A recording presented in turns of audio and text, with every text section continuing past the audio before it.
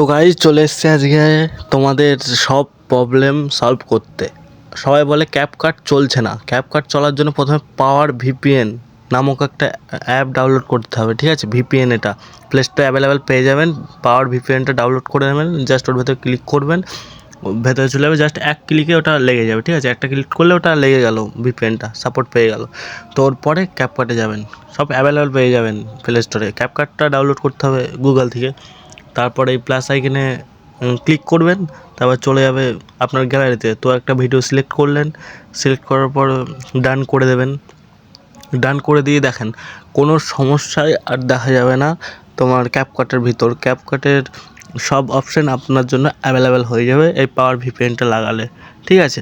তো এবার চেক করে দেখাচ্ছে আপনাদের, দেখুন সব কোনো মানে সব কিছুই অ্যাভেলেবেল পেয়ে যাচ্ছেন, এই তো এডিট করার সব অপশান পেয়ে যাবেন।